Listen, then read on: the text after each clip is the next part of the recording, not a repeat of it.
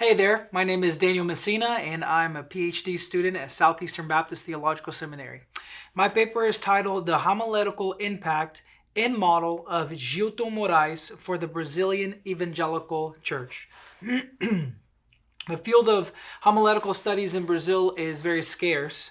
Many are unaware of the work that Brazilian homileticians have done throughout the years past, and one of the things that I highlight in my book is the work of Jilton Moraes, who is perhaps Brazil's top homiletician when it comes to the field of research. Next to him, very few authors have written on homiletics and the topic of preaching, not only for the church, but also for research. In my paper, I offer an introduction of the work of Jilton Moraes, but also of the picture of what Brazil looks like in the field of homiletics. After that, I do highlight a few of the works that Jilton Moraes, who is a prolific author, has written. So I quote him many times throughout my paper to give you some idea of his work and also his methodology. One of the difficulties for folks understanding the field of homiletics in Brazil, of course, are language barriers. Most of Brazilian homileticians have not translated their works into English, so that is, of course, a significant hurdle to go past.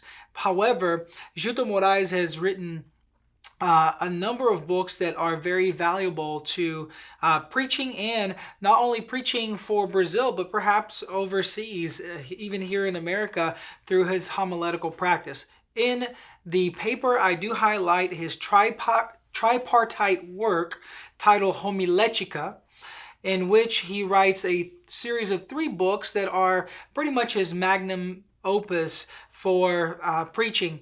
The first one is that he wrote is Homiletical do púlpito, da pesquisa ao púlpito. In other words, the translated means homiletics from listener to practice. Second is his homiletics from pulpit to listener.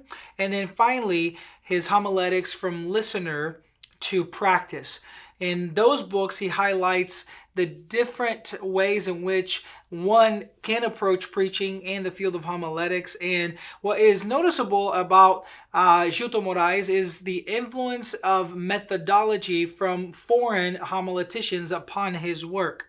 One of the things that I offer in the conclusion, of course, throughout the paper, I provide his homiletical background. I provide a little bit of his personal background, also his idea of what a preacher should be and look like, and also his preaching methodology. But at the conclusion of my paper, I do offer a few challenges that are left from his work, and a few of them are the fact that Jilton Moraes does not necessarily offer a Brazilian, so to speak, way of preaching, an indigenous way of preaching. In fact, perhaps his rhetorical skills are different than probably what you would find here in the United States. However, his sermonic structure or his methodology is very much influenced by the likes of Spurgeon and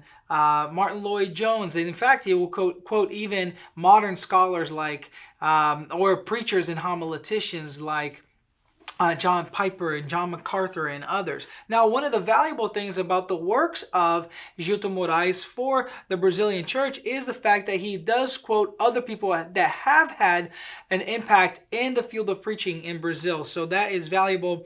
And also, what is valuable from his work is for us to be able to see the influence that indeed foreign missionaries have had upon his work. Some who are perhaps not very well known, like Jerry Stanley Key and others who have taught, perhaps even Russell Shedd, names that may not be familiar to a lot of Americans or people overseas, but in fact in Brazil, these men have made a huge impact in the field of homiletics. So that is my paper. I hope that you'll read it and enjoy it.